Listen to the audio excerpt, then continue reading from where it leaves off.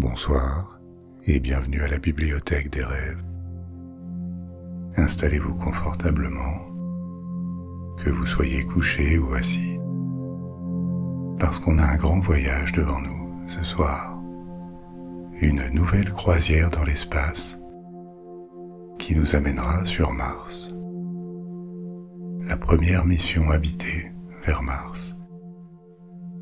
Et étant donné qu'on voyagera par le pouvoir de l'imagination, je peux déjà vous annoncer que tout va bien se passer.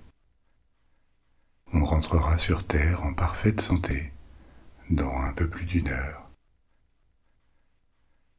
Au cours de notre croisière, vous pourrez fermer les yeux et vous laisser aller à vous endormir quand vous le désirez. Vous pourrez toujours revenir plus tard pour continuer et pour vous distraire pendant ce voyage spatial. Je vais vous parler de notre destination, la planète rouge, et de toutes les difficultés, les enjeux techniques pour aller sur Mars. Le voyage, l'atterrissage, le séjour sur place, le retour, l'énergie nécessaire pour s'arracher à la gravité et parcourir des distances énormes, les protections à anticiper contre les radiations, ou les problèmes humains qui peuvent être posés par la cohabitation d'un groupe en vase clos pendant un voyage de plusieurs mois.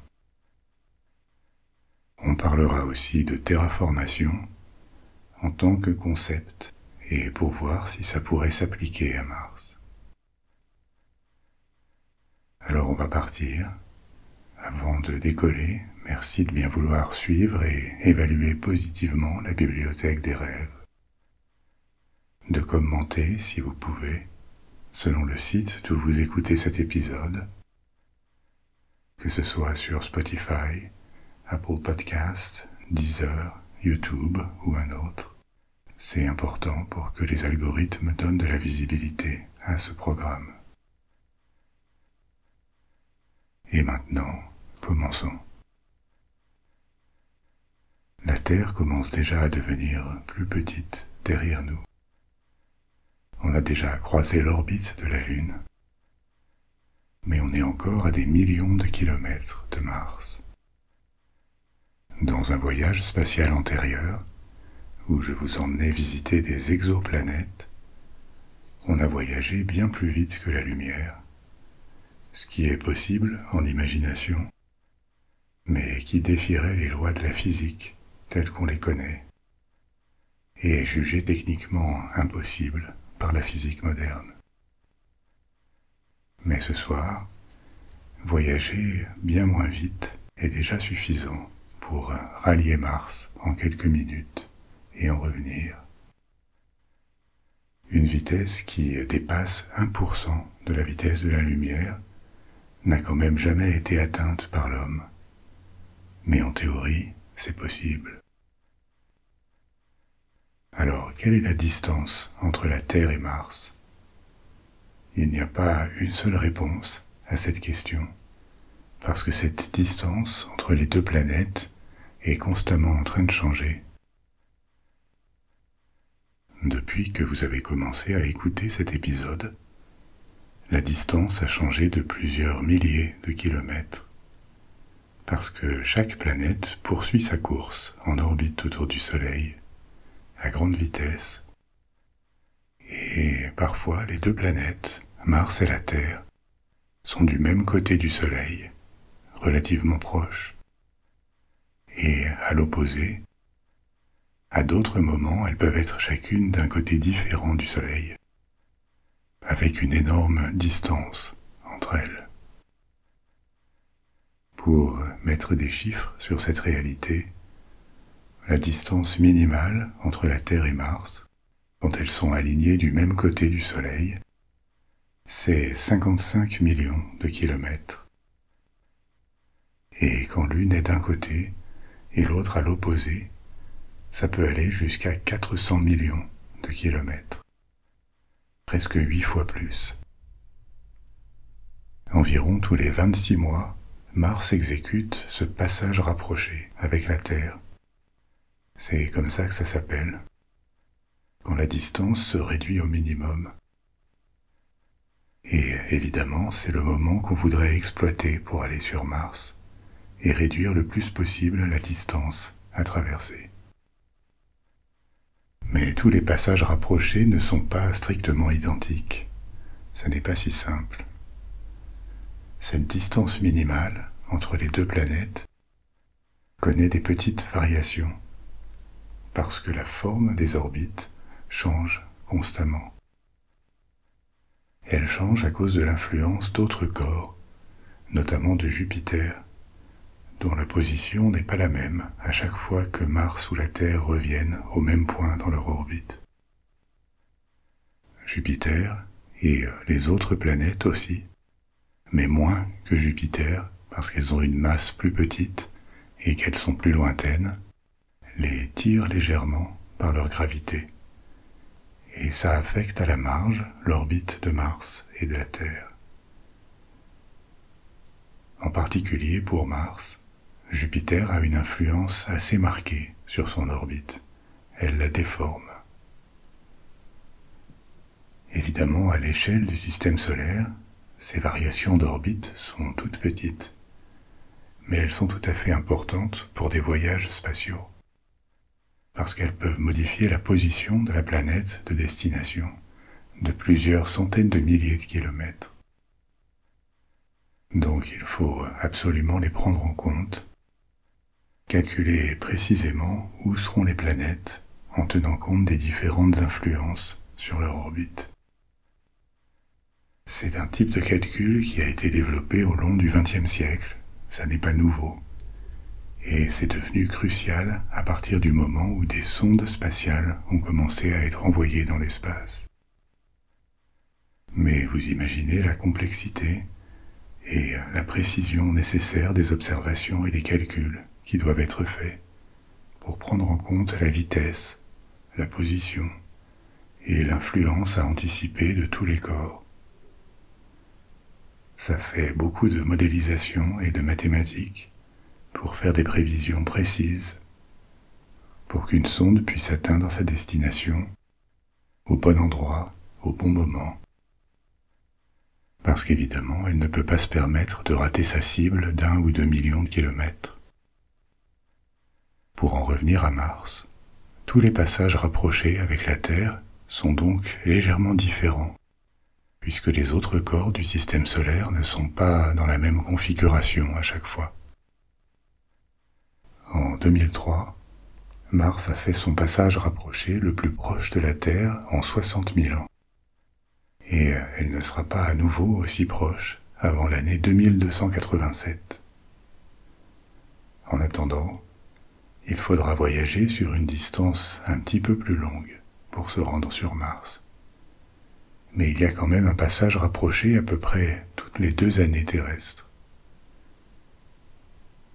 Étant donné que les vaisseaux spatiaux doivent aussi revenir, une mission sur Mars, aller et retour, doit être planifiée sur plusieurs années. On ne peut pas partir quand on en a envie, atterrir, ramasser des échantillons pendant quelques jours ou semaines, et repartir immédiatement après. Parce que pendant le temps passé sur la planète, la distance avec la Terre va avoir augmenté de plusieurs millions de kilomètres. Maintenant, la distance et le temps passé dans l'espace ne sont pas les seuls éléments à prendre en compte. La consommation d'énergie est très importante aussi, pour partir, atterrir, redécoller et revenir. Stocker l'énergie, le carburant, c'est compliqué, ça prend de la place, et comme sur Terre, les voyages en ligne droite ne sont pas forcément les plus rapides, ou les plus optimaux en termes de consommation d'énergie. Depuis le début des vols spatiaux, les astronomes et les ingénieurs ont étudié les chemins et les méthodes les plus efficaces pour voyager dans l'espace en minimisant le besoin d'énergie. est justement une manière économique, énergétiquement, de voyager entre les planètes, et non pas la ligne droite, qui est compliquée entre deux points qui sont en mouvement, mais plutôt de sauter d'une orbite sur une autre, un type de voyage, de transfert, qu'on appelle trajectoire de Hohmann, du nom d'un ingénieur allemand, Walter Hohmann. La trajectoire de Hohmann a été utilisée notamment pour lancer des sondes, et ça consiste à aller directement de la Terre, non pas sur Mars, mais sur l'orbite de Mars, endroit où par définition la planète finira par passer. Avec ce type de voyage, il faudrait compter environ 9 mois pour rejoindre Mars. Ensuite y séjourner pour 16 ou 17 mois, presque 1 an et demi quand même, avant de faire le voyage de retour, et 9 mois plus tard, on rentrerait sur Terre, environ 3 ans après le départ. Une autre méthode ou technique qui peut être plus économique en énergie que la méthode du transfert de Hohmann, c'est ce qu'on appelle la capture balistique. Qu'est-ce que ça veut dire? Un aspect pas très économique dans un transfert de Hohmann, c'est que le vaisseau qui voyage dans l'espace arrive en se déplaçant plus vite que sa planète de destination. Donc, pour pouvoir s'y poser ou se laisser capturer par la gravité de cette planète de destination, il faudra ralentir.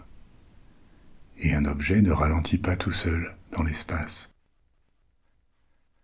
Il n'y a pas de friction, pas de frottement, puisqu'il voyage dans le vide, et donc il maintient sa vitesse.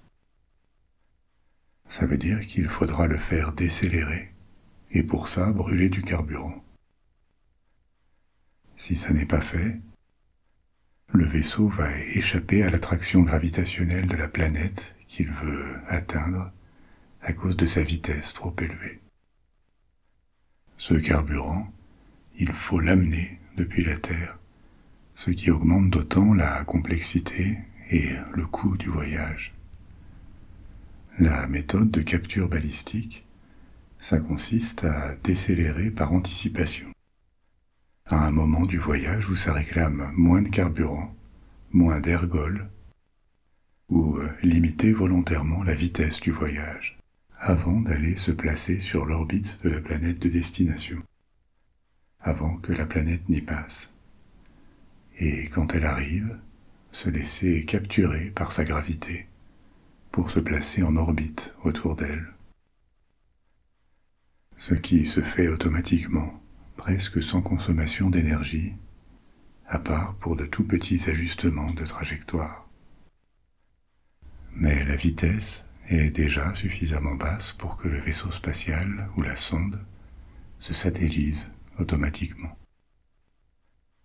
Ce coût énergétique de la décélération, c'est quelque chose qui ne doit pas être sous-estimé. Ça peut représenter 1/4 du carburant de la mission pour un voyage de la Terre à la Lune, par exemple. Ou une autre façon de le présenter, si on va sur la Lune depuis la Terre, avec la méthode de capture balistique, plutôt que le freinage dans l'espace, pour une même quantité de carburant, on peut doubler la charge utile. Par contre, le voyage s'allonge, il est beaucoup plus lent. Là encore, entre la Terre et la Lune, le voyage passe de 3 jours, ce qui était la durée des missions lunaires du programme Apollo, les vaisseaux qui sont allés sur la Lune, à plusieurs semaines. Il y a encore une autre façon de décélérer sans dépenser trop d'énergie. C'est une manœuvre qu'on appelle l'aérofreinage, ou freinage atmosphérique. Comme son nom l'indique, ça ne peut être tenté que sur des planètes qui ont une atmosphère suffisamment dense. Et ça consiste à utiliser cette atmosphère pour réduire la vitesse, plutôt que de brûler des ergols. On place le vaisseau dans la haute atmosphère, et la friction des gaz environnants va le ralentir. Là encore, ça ne s'improvise pas, parce que le vaisseau doit être conçu pour ça. Le freinage avec les frottements va entraîner une forte hausse de température sur sa paroi extérieure. Donc il faut y résister. Mais cette méthode a été utilisée pour les dernières sondes qui sont parties sur Mars. Elle fonctionne. Donc vous voyez que ces contraintes et ces méthodes donnent une idée de la variété possible des plans de vol qu'on peut mettre en place pour aller sur une autre planète. C'est un domaine où de petits changements techniques peuvent avoir de gros effets sur la consommation d'énergie et donc sur la charge utile qu'on peut emporter. On est maintenant déjà à mi-chemin de Mars et d'ici quelques minutes, on va y atterrir pour découvrir l'environnement de la planète. Mais en attendant, parlons un peu de son histoire, l'histoire de sa formation, et de quoi elle est faite, cette planète rouge. La théorie dominante sur la formation des planètes du système solaire, c'est que le système provient de ce qu'on appelle un disque d'accrétion, une énorme masse de gaz et de poussière, maintenue ensemble par la gravité et aplatie sous forme de disque par un mouvement de rotation autour de son centre, là où la plus grande part de cette énorme masse avait tendance à se concentrer. C'est cette accumulation de la matière au centre, plus de 99% de la masse du disque, qui a formé le Soleil. Et ce qui restait, en orbite autour de cette nouvelle étoile, a peu constitué des planètes, sur différentes orbites, par des collisions successives, qui ont agrégé la matière encore de plus en plus grand, capable de nettoyer leur orbite en absorbant tout ce qu'il y avait dessus. Un processus qui leur a pris quand même des millions d'années. Mais c'est relativement peu dans un système dont l'âge se compte en milliards d'années. Pour Mars, comme pour la Terre, on pense que ce processus d'accrétion s'est achevé il y a environ 4,5 milliards d'années. À ce moment-là, les planètes du système solaire avaient absorbé les principaux corps rocheux sur leurs orbites, ou les avaient transformés en leurs satellites, et avaient aussi acquis une forme de boule, une forme ronde. Je vous en ai déjà parlé dans une croisière spatiale précédente. La forme ronde des planètes résulte de ce qu'on appelle l'équilibre hydrostatique. Au-dessus d'une certaine masse, l'équilibre qui s'instaure entre la force de pression du matériel dont la planète est faite, qui pousse ce matériel à occuper de l'espace, et la gravité, en sens inverse, qui attire et compresse ce matériel, font que la matière se distribue régulièrement autour du centre. Ça devient une boule. C'est la forme de toutes les planètes et des étoiles, et même de nombreux satellites, comme la Lune, si leur masse est suffisante. S'ils sont plus petits, les corps peuvent garder une forme irrégulière. C'est le cas des astéroïdes, par exemple, qui n'ont pas assez de masse pour devenir ronds. Évidemment, il est assez difficile d'établir précisément l'histoire de Mars depuis la Terre. Sur notre planète, on peut étudier la superposition des couches géologiques, analyser les roches, sonder, envoyer des ondes à travers la croûte terrestre pour en déduire la composition, etc. Sur Mars, les seules analyses directes sont quelques échantillons de sol analysés par des sondes. On verra, ceci dit, qu'elles donnent des indices très intéressants. Mais tout le reste, ce sont des hypothèses construites à partir de déductions. On peut estimer, de façon un peu grossière, l'âge de la surface d'une planète, en relevant le nombre de cratères visibles. Quand il y en a beaucoup, ça veut dire que le terrain à la surface n'a pas été renouvelé par du volcanisme ou de la tectonique des plaques. Donc ça nous renseigne sur l'activité géologique de la planète. En l'occurrence, la surface de Mars a relativement peu de cratères. Et on sait aussi que la planète a des mécanismes qui renouvellent ou érodent sa surface. Des glaciers, des vents, et peut-être à une époque, même si ça n'est plus le cas aujourd'hui, des précipitations, de la pluie. Mais avec nos moyens limités pour estimer l'âge de la surface, on pense que la partie la plus ancienne est celle de l'hémisphère sud de Mars. Sur cette partie de la planète, le sol aurait environ 3,8 milliards d'années. Au nord, au contraire, les paysages sont plutôt dominés par des plaines, qui seraient plutôt apparues plus tard, après la dernière grande vague de bombardement des planètes rocheuses du système solaire par des astéroïdes. On pense qu'après sa formation, pendant environ 400 millions d'années, ça aurait été entre il y a 4,5 et 4,1 milliards d'années, Mars aurait eu une atmosphère assez dense. Pourquoi?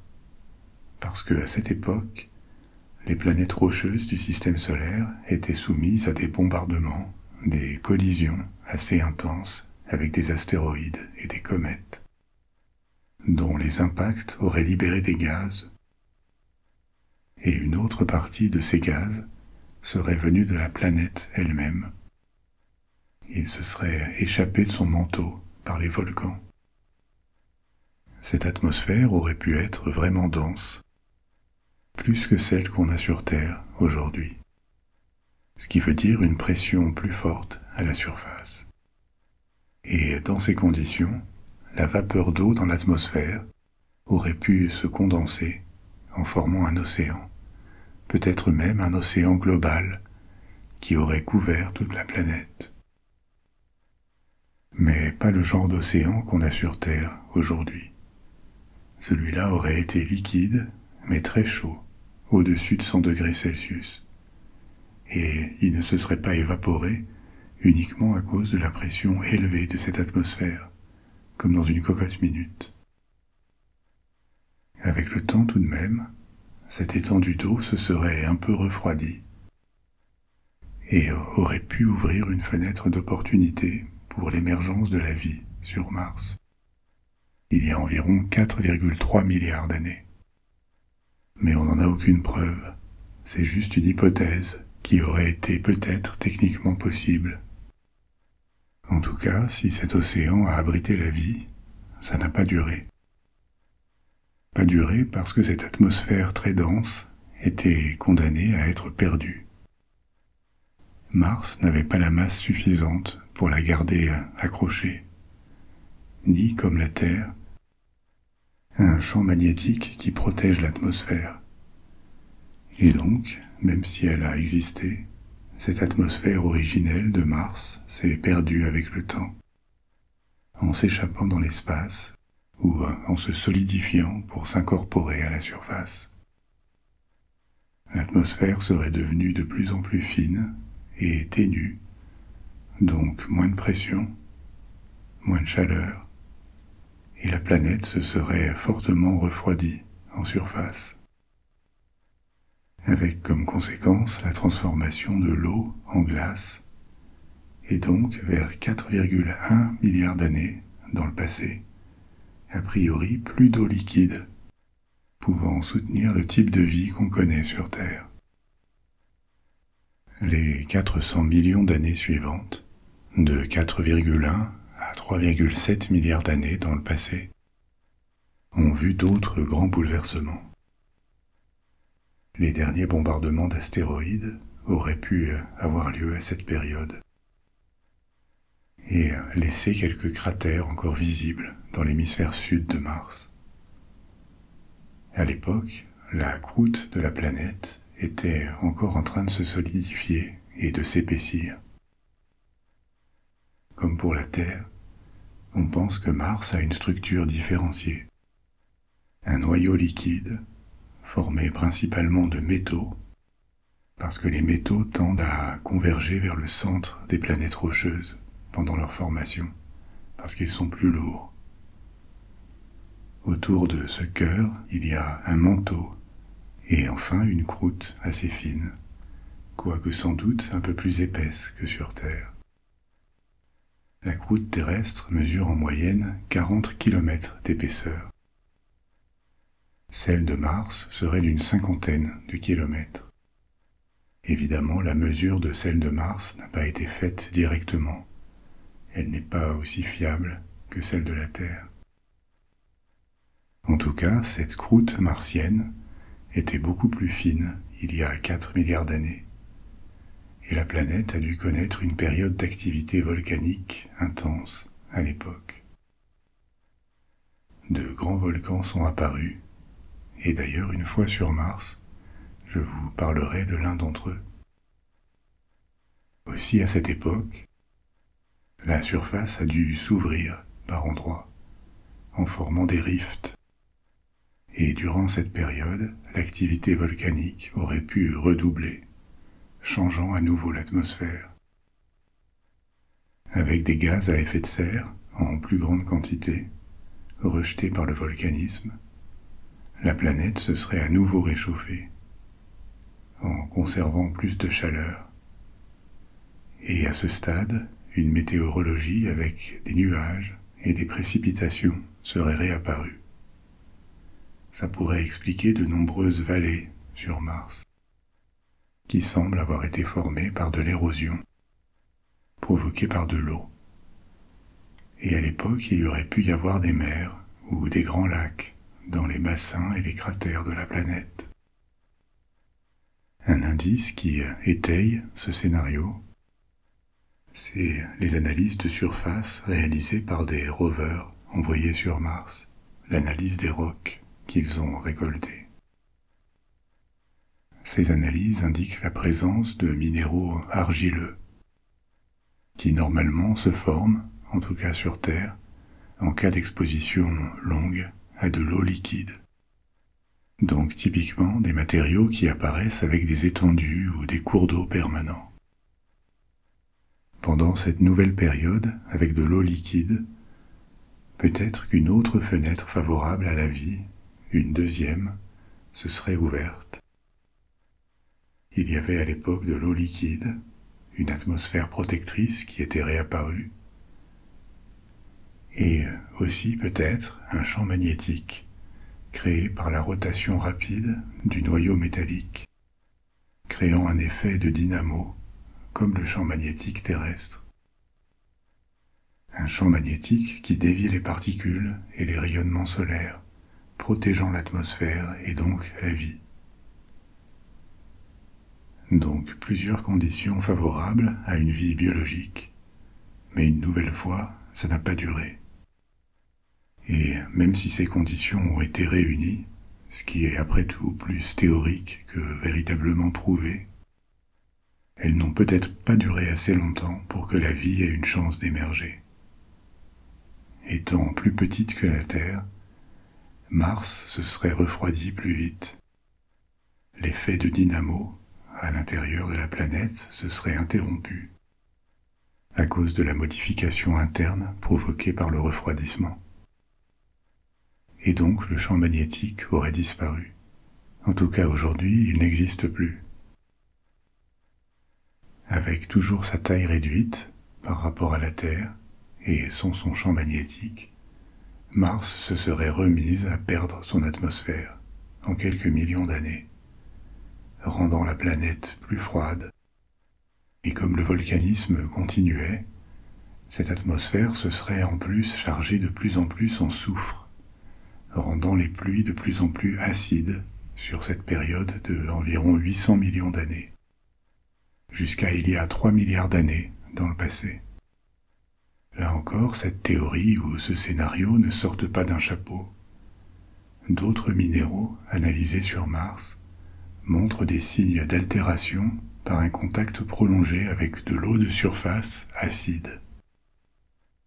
À nouveau, les eaux auraient pu geler, peut-être certaines sous la surface de la planète.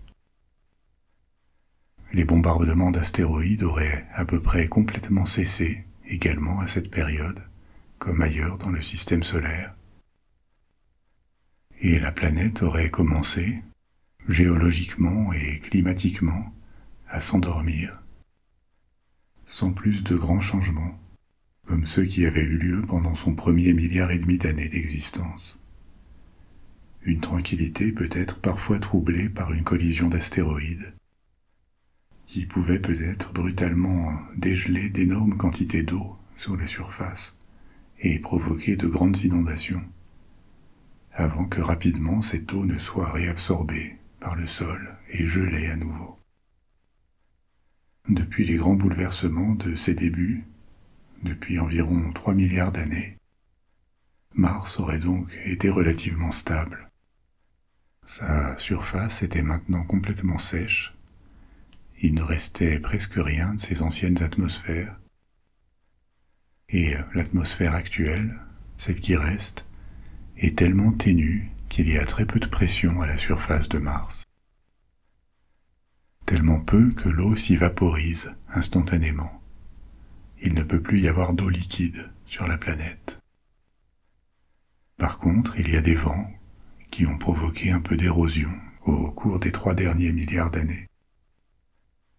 Et sans doute que des volcans sont apparus et ont modifié la surface. Mais il ne semble pas qu'il y ait une tectonique des plaques, comme sur Terre. Et donc la surface de Mars n'a probablement pas beaucoup changé depuis longtemps. Vue de l'espace, elle a cette couleur rouge qui provient de l'oxydation du fer. C'est la rouille qui donne sa couleur à Mars et son surnom de planète rouge. Les pôles sont restés couverts de glace, de grandes étendues qui sont presque comme des petits continents glacés. À long terme, leur taille paraît fluctuer en fonction de la distance entre Mars et le Soleil, qui connaît des petites variations. Je vais vous parler un peu plus des conditions de surface, mais il est maintenant l'heure d'atterrir, parce qu'on est arrivé à destination. On a fait ce voyage de la Terre à Mars en quelques minutes. Mais pour des astronautes, ça prendrait des mois. Il y a déjà des astronautes qui ont passé de longues périodes dans l'espace, y compris plus longues que les 9 mois de ce voyage vers Mars. Mais ils l'ont fait dans des stations spatiales, en orbite basse, autour de la Terre. La Terre qui restait toujours visible par un hublot et à portée de capsule s'il fallait revenir en urgence. Évidemment, des mois dans l'espace, c'est un grand challenge, mais dans une station en orbite basse, ça n'est pas exactement la même chose, psychologiquement, que de voyager à des millions de kilomètres de la Terre, de plus en plus loin, dans un environnement où la survie dépend et dépendra uniquement du bon fonctionnement des équipements, de la technologie. L'expérience humaine la plus proche de ça, dans l'histoire, c'est peut-être plutôt celle des marins, des explorateurs, qui partaient au XVe ou au XVIe siècle, et dont la survie allait dépendre d'un navire minuscule à l'échelle de ces mers inconnues. Et d'ailleurs, dans ces conditions difficiles, il y a eu des mutineries. Cette dimension psychologique ou sociale du voyage, ça ne peut pas être ignoré. On peut sans doute minimiser les risques en sélectionnant bien les astronautes, mais on n'aura jamais la garantie absolue qu'ils ne vont pas perdre le contrôle au cours du voyage dans l'espace. Après, un autre type de difficultés qu'ils vont rencontrer, ce sont des problèmes biologiques ou médicaux. Le corps humain n'a pas évolué pour vivre dans l'espace, et en particulier pas dans un environnement sans gravité. Ça n'est pas seulement la perte osseuse ou musculaire qui se produit quand on n'est plus soumis à la gravité. Le fait de ne plus avoir de poids affecte aussi le métabolisme et les mécanismes de guérison du corps. Par exemple, interrompre une hémorragie interne sans gravité, c'est compliqué, ou traiter une fracture. Sans gravité, le corps ne sait pas se réparer, comme il le ferait sur Terre. Mais le plus gros problème médical, ça serait sans doute les radiations. Sur Terre, ou même en orbite basse, on est bien protégé de la plus grande partie des radiations par l'atmosphère et le champ magnétique de la Terre. Radiations qui proviennent principalement du Soleil. Et heureusement, puisque c'est ce qui nous éclaire et qui nous chauffe. Mais pour de longs séjours dans l'espace, ça devient un problème. Il faut trouver des protections contre les radiations, que ce soit dans des vaisseaux ou dans des stations spatiales. Par exemple, un jour passé dans la Station spatiale internationale, même si elle est en partie protégée par le champ magnétique de la Terre, c'est quand même équivalent en dose reçue de radiation à une dizaine de sessions de rayons X. Si c'est seulement pour quelques jours, il n'y a pas de conséquences visibles. Mais si c'est pour des mois ou des années, les dommages que ça provoque sur l'ADN, sur les yeux ou le système immunitaire deviennent inquiétants. Et la Station spatiale internationale est loin d'être ce qu'il y a de pire. Elle est en partie protégée par le champ magnétique.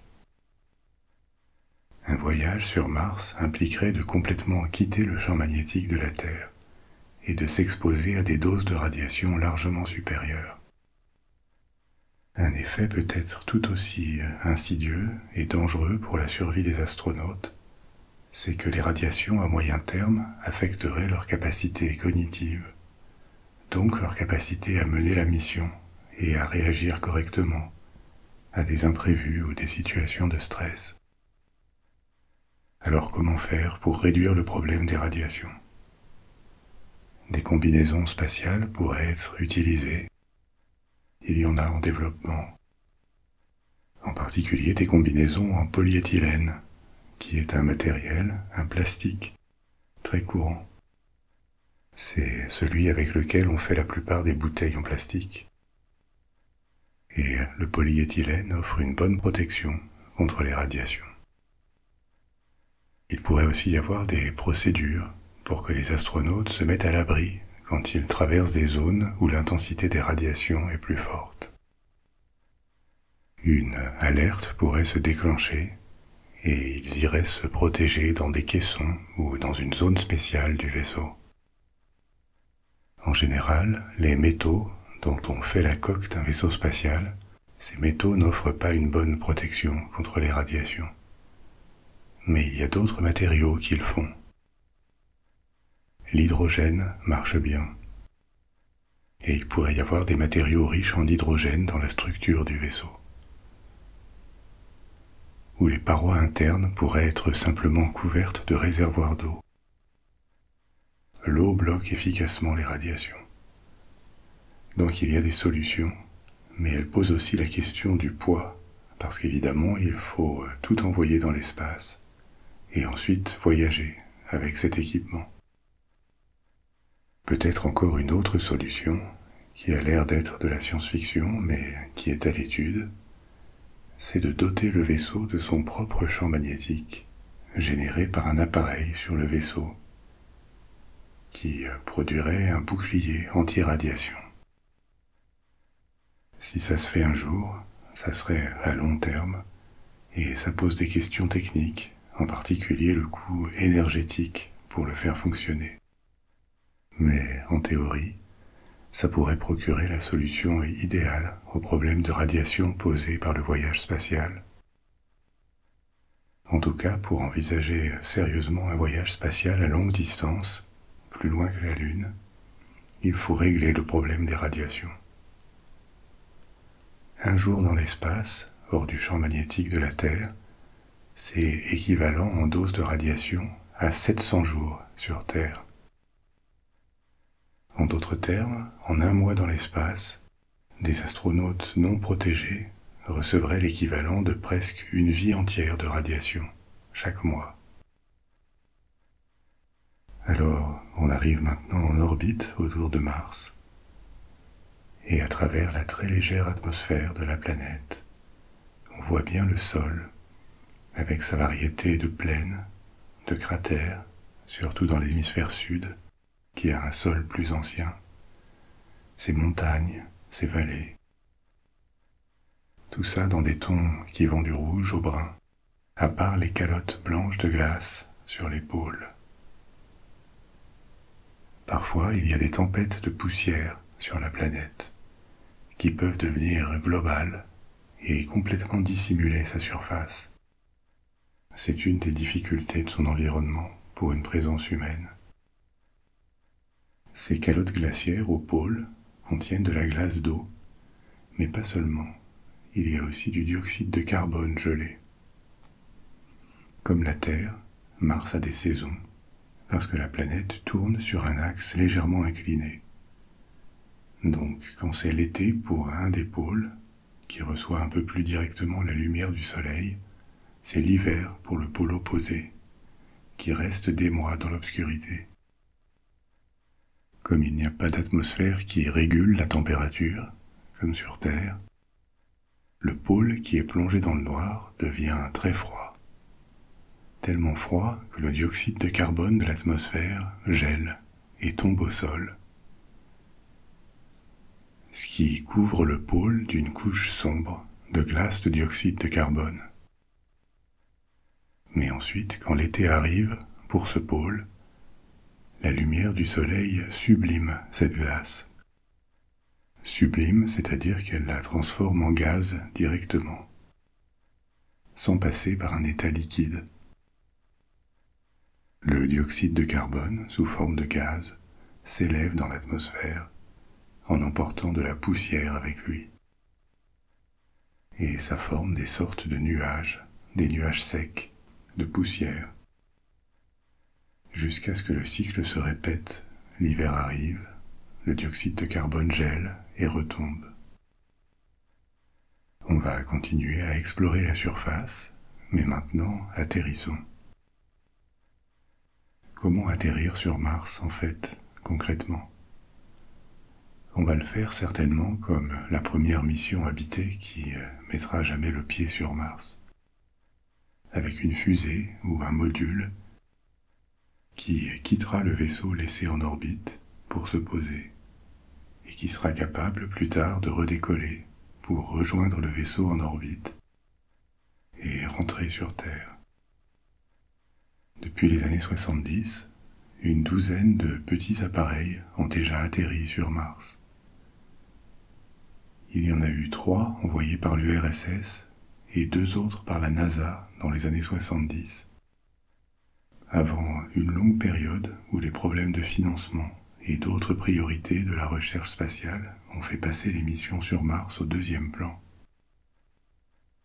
Elles ont repris 20 ans plus tard, dans les années 1990, avec surtout l'envoi de rovers capables de fonctionner sur place, de se déplacer, de faire des analyses.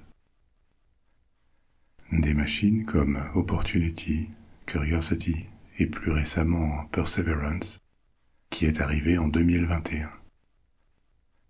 Entre les missions au sol et la cartographie plus poussée de la planète faite par des sondes en orbite, la connaissance de Mars a augmenté de façon énorme dans les 40-50 dernières années. Mars est devenu un sujet important dans la communauté spatiale, que ce soit des organismes publics ou privés, avec entre autres des projets de voyage habité, qui ne sont pas vraiment pour demain, plutôt peut-être après-demain, éventuellement dans la décennie 2030. Et ça pose la question de savoir si, au-delà de l'exploit technique et humain, ça vaut la peine. À part les risques d'échec et l'énorme complexité de cette entreprise, le coût serait gigantesque. On parle d'environ 500 milliards de dollars. Selon le regard qu'on porte sur cette somme, c'est beaucoup ou pas tant que ça. Le PIB du monde, au total, c'est plus de 100 000 milliards, 100 billions de dollars. Donc 500 milliards, ça représenterait seulement un demi% d'une année de PIB mondial, à peu près l'équivalent de la richesse économique produite par l'humanité en un jour et demi. En tant qu'espèce, la perspective d'aller pour la première fois sur une nouvelle planète et peut-être d'ouvrir des perspectives extraordinaires pour l'humanité, pour l'équivalent d'un jour et demi de travail, ça paraît pas exorbitant, même plutôt accessible. On peut aussi voir ce coût, au moins en partie, comme un investissement. C'est le genre de projet qui permet des avancées dans la science des matériaux, les combustibles, les processus industriels, les équipements. Tout ça pourrait avoir des retombées ou des externalités positives, comme disent les économistes. Maintenant, cette somme des 500 milliards de dollars est quand même largement au-dessus du budget de n'importe quelle agence spatiale ou investisseur privé. Et la dépenser ne serait sans doute pas immédiatement rentable. Il y a des ressources sur Mars qui pourraient être exploitées sur place par un groupe, une mission avancée. De l'eau, des métaux, peut-être d'autres ressources à découvrir. Mais il n'y a sans doute pas de trésor, de jackpot qui puisse être empoché. Donc une mission humaine sur Mars, ce serait pour relever un défi et éventuellement étudier l'établissement d'une colonie permanente. Mais ça n'est sans doute pas appelé à générer des profits. Un argument un peu théorique, mais qui a un certain sens, c'est qu'en tant qu'espèce, établir une présence sur différentes planètes réduirait fortement notre risque d'extinction, si on veut en faire un objectif. Encore que cette idée de l'expansion de l'humanité dans l'espace, c'est un rêve du XXe siècle, fait à une époque où l'expansion démographique paraissait inéluctable. Aujourd'hui, on en est plutôt à voir poindre une réduction du nombre d'êtres humains, avec la chute généralisée de la natalité sur tous les continents. Et donc, ce qui paraissait presque nécessaire pourrait devenir sans objet. Ensuite, il reste énormément de lieux sur Terre plus faciles à coloniser que Mars. Les déserts, les pôles et même le plancher des océans.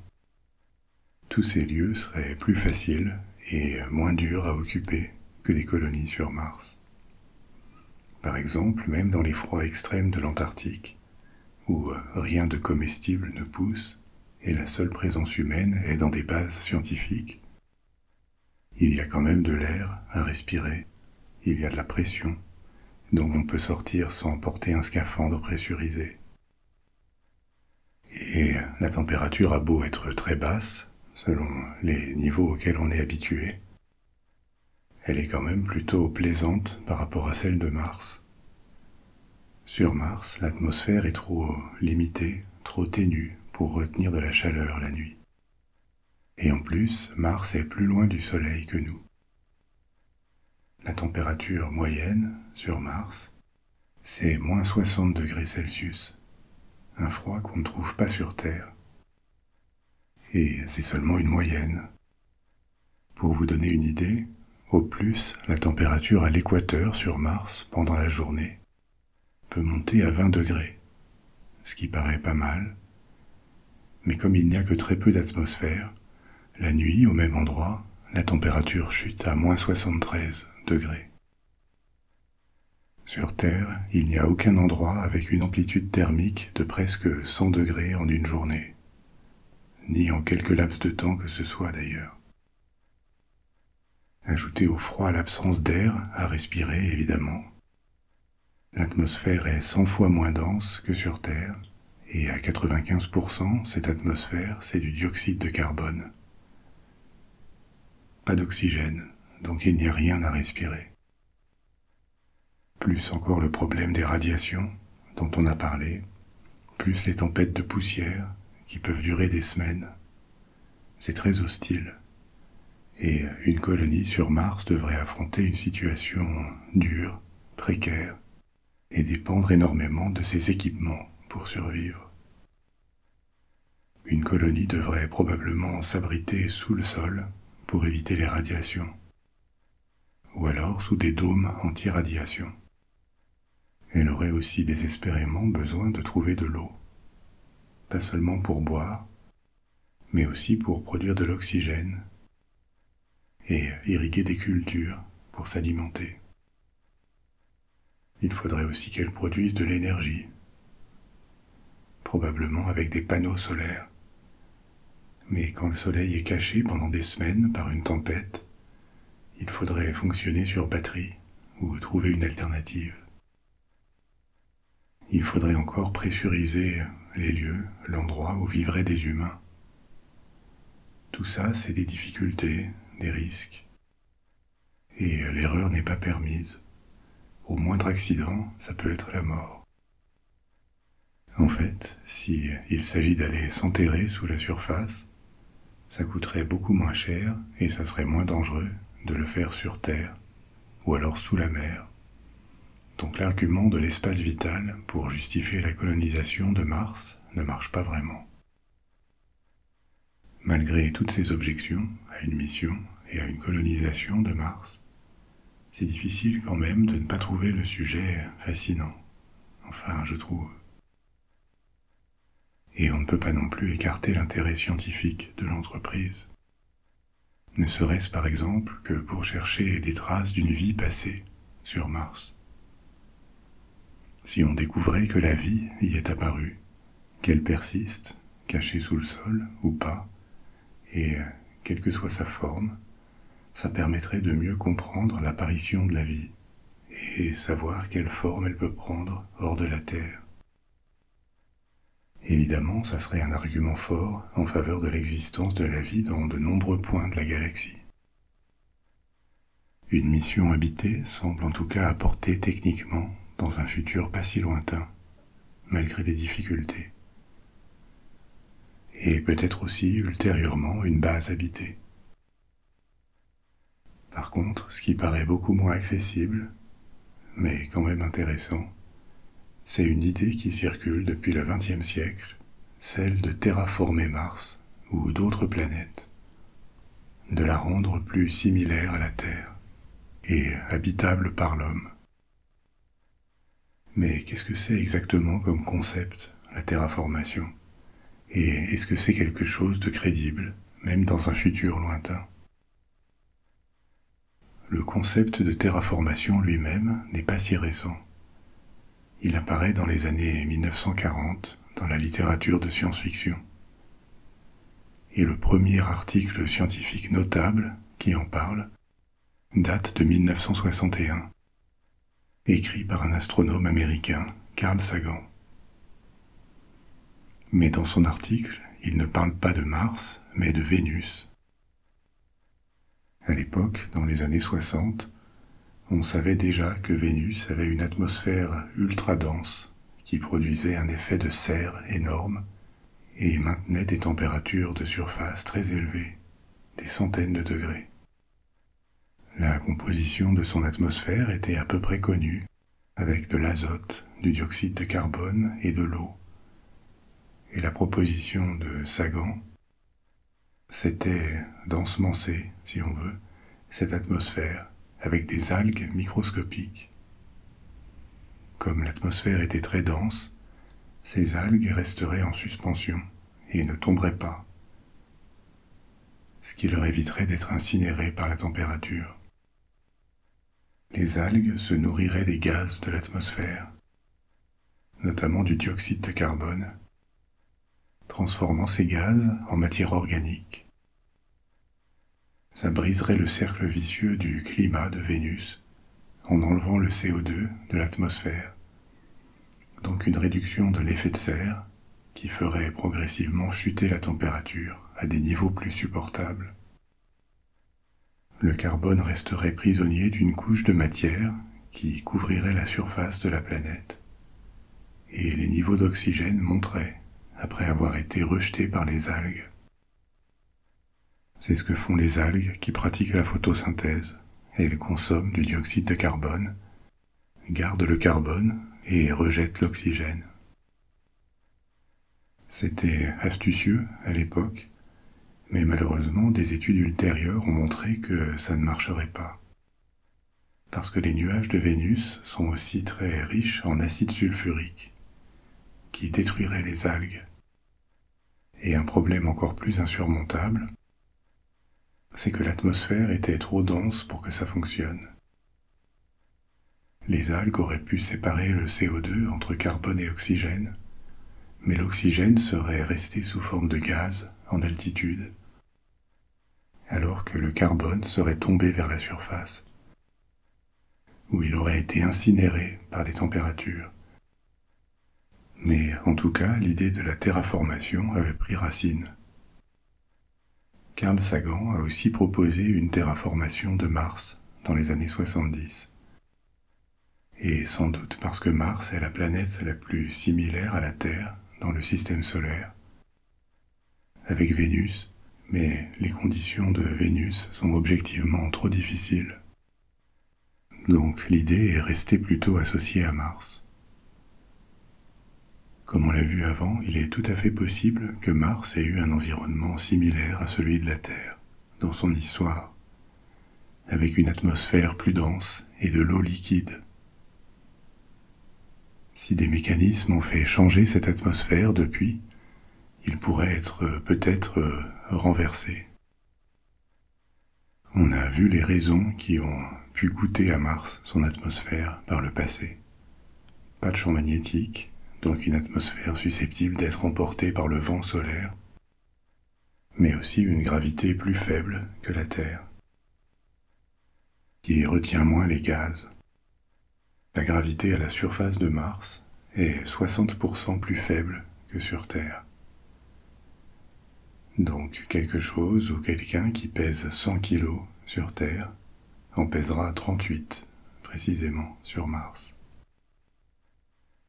Ça veut dire que des astronautes à la surface de Mars ne pourraient pas faire de grands sauts comme sur la Lune, mais ils seraient quand même beaucoup plus légers que sur Terre. Donc entre le vent solaire et la moindre gravité, l'atmosphère a plus de chances d'être emportée et perdue sur Mars. Mais ça n'est pas le seul mécanisme qui érode une atmosphère. Un autre auquel on pense moins, c'est son absorption par le sol. Le dioxyde de carbone de l'atmosphère peut réagir avec les matériaux du sol, surtout s'il y a de l'eau, pour former des carbonates, qui sont des sels solides. Ça a tendance aussi à soustraire du gaz à l'atmosphère. Et d'ailleurs, ça arrive sur Terre.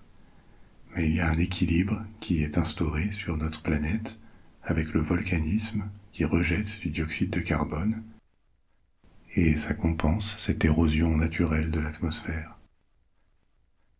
En bref, ces différents problèmes de vent solaire, gravité, absorption au sol font que Mars a beaucoup de mal à retenir durablement une atmosphère. Même en supposant qu'on puisse lui en créer une, il faudrait constamment la renforcer, la réajuster pour ne pas qu'elle se perde. Il y a d'autres problèmes techniques, et un autre important, c'est la chaleur, ou plutôt le manque de chaleur. Pour chauffer cette atmosphère et égaliser un peu les températures entre le jour et la nuit, c'est bien de retenir de la chaleur par l'effet de serre. Mais pour chauffer, il faut quand même du rayonnement solaire. Or, Mars est plus loin du Soleil que la Terre. Le rayonnement qu'elle reçoit représente seulement 60% de celui qu'on a sur Terre. Et ça veut dire que si on recréait une atmosphère exactement similaire à celle de la Terre sur Mars, même épaisseur, même densité, ça ne serait toujours pas suffisant pour faire monter la température moyenne de la planète au-dessus de 0 degré. Donc l'eau resterait sous forme de glace. Même si on arrive à dépasser tout ça, il ne faut pas espérer se mettre à cultiver le sol de Mars, parce que les sols sont toxiques pour les humains. Ils contiennent de grandes quantités de chlore, trop pour l'agriculture. Donc il faudrait changer leur composition chimique, d'une manière ou d'une autre. tous ces problèmes ont des solutions techniques, en théorie. Elles n'existent pas forcément encore, mais on peut imaginer ce à quoi elles pourraient ressembler. Mais maintenant, les appliquer à l'échelle d'une planète, qu'il faut en plus des mois pour rallier, ça paraît inenvisageable pour le moment. On n'a tout simplement pas à disposition la quantité d'énergie et d'équipement nécessaires. Mais imaginons qu'on puisse, que dans le futur, une quantité d'énergie énorme et à très bas coût devienne disponible. À quoi pourrait ressembler un processus de terraformation de Mars? Pour commencer, le point de départ devrait être chercher à produire un effet de serre sur Mars, effet qui n'existe quasiment pas aujourd'hui. Et pour ça, il faut injecter des gaz dans l'atmosphère.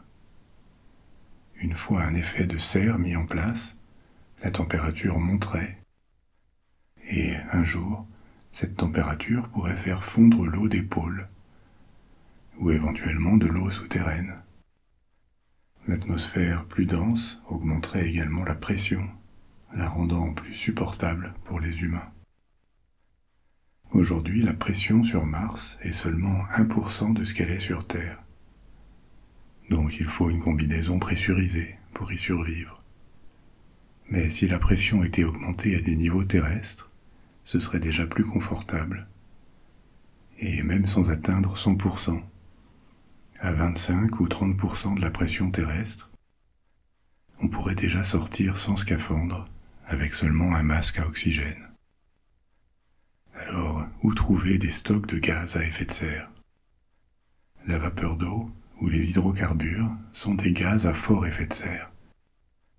Et on peut trouver dans le système solaire, en très grande quantité, des hydrocarbures, de l'eau ou de l'ammoniac.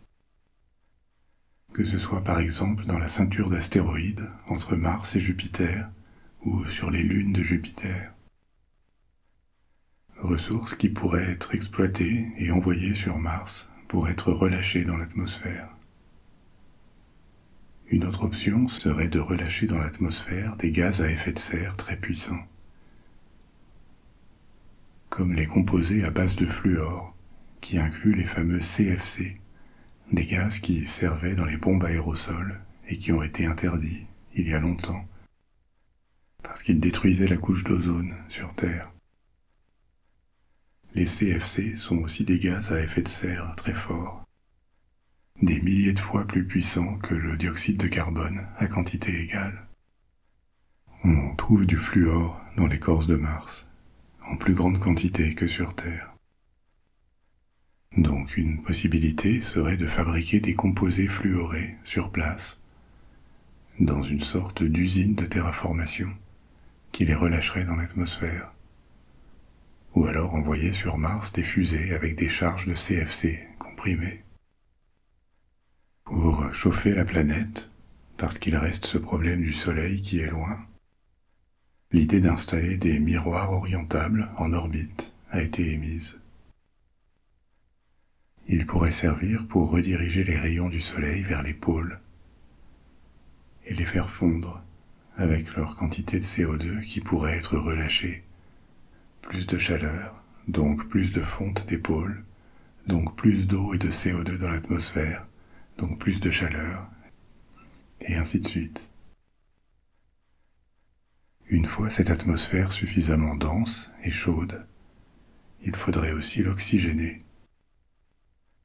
La science-fiction utilise souvent l'idée d'ensemencer la planète avec des algues ou des plantes à chlorophylle qui rejetteraient de l'oxygène, comme sur Terre. Ça pourrait aider, mais ça n'est pas la solution idéale, parce que la production nette d'oxygène par les plantes terrestres est en fait assez faible.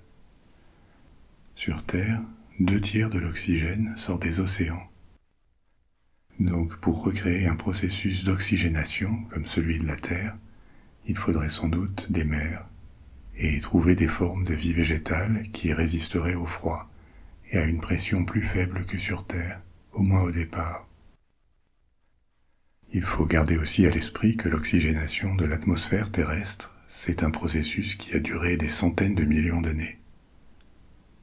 Donc il faudrait trouver un moyen de l'accélérer de façon drastique. Ou alors une option alternative serait de fabriquer l'oxygène à partir de l'eau. L'eau, c'est de l'hydrogène et de l'oxygène, et on peut les séparer. Même si tout ça peut être fait, il restera le problème de l'incapacité de Mars à retenir une atmosphère. Comment faire pour changer ça ? Une solution théorique serait de recréer un champ magnétique artificiel en construisant des anneaux superconducteurs autour de la planète, dans lequel un courant électrique circulerait constamment pour créer un champ magnétique. Évidemment, à l'échelle d'une planète, c'est très théorique. Donc, comme vous voyez, la terraformation de Mars, ça n'est vraiment pas pour demain, ni après-demain. Pour que ça devienne un projet viable, il faudrait que l'humanité ait une source d'énergie énorme à disposition, beaucoup plus qu'aujourd'hui. C'est théoriquement envisageable, avec la maîtrise de la fusion nucléaire, ou en récoltant l'énergie solaire depuis l'espace, mais c'est loin d'être fait. Avant de quitter Mars, je vous avais dit qu'on visiterait un volcan. Mars est plus petite que la Terre, mais la planète abrite aussi le plus grand, le plus haut volcan du système solaire, Olympus Mons. Olympus Mons est ce qu'on appelle un volcan bouclier, c'est-à-dire avec des coulées de lave fluide qui lui ont donné une forme de cône, assez plat proportionnellement, mais très large, comme un bouclier posé sur le sol. La surface du volcan est comparable à celle de l'Italie ou de la Grande-Bretagne, et son sommet est à 26 km d'altitude. C'est plus de 3 fois plus que l'Everest, sur une planète plus petite que la nôtre. On pense qu'un volcan aussi énorme est apparu justement parce qu'il n'y a pas de tectonique des plaques sur Mars.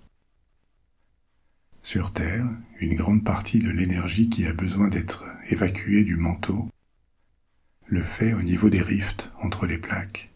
Et les volcans ont une durée de vie, puisqu'ils font partie des plaques, et qu'à un moment ils seront réabsorbés, ils finiront par disparaître.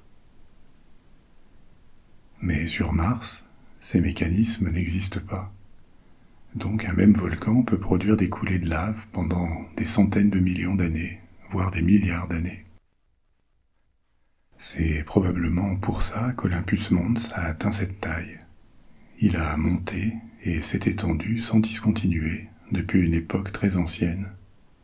Il est sans doute beaucoup plus vieux que n'importe quel volcan terrestre. Maintenant, il est intéressant de savoir, à travers l'existence de ce volcan, que de la lave affleure près de la surface de Mars. C'est évidemment à mettre encore au conditionnel, mais ça veut dire qu'il pourrait y avoir des poches d'eau souterraines chauffées par la géothermie, donc encore liquides. Et ça pourrait bien sûr servir à une colonisation humaine, mais aussi receler des surprises. Si une vie a un jour existé sur Mars, elle aurait pu, éventuellement, y subsister, cachée sous le sol rouge de la planète, dans des lacs d'eau liquide souterrains. Il y aurait encore beaucoup à dire sur Mars, sur la planète elle-même ou sur ses satellites. Ils sont petits, mais on n'en a pas parlé. Ça sera peut-être pour un prochain voyage. On va maintenant rentrer sur Terre, car c'est la fin de notre voyage pour ce soir. Vous pouvez maintenant vous laisser aller et vous endormir si vous le désirez. Ou alors choisir une autre aventure de la bibliothèque des rêves, partir pour un autre voyage, dans l'espace, dans le temps, ou autour du monde. Je serai bientôt de retour, avec une nouvelle histoire, et d'ici là, dormez bien, faites de beaux rêves, au revoir.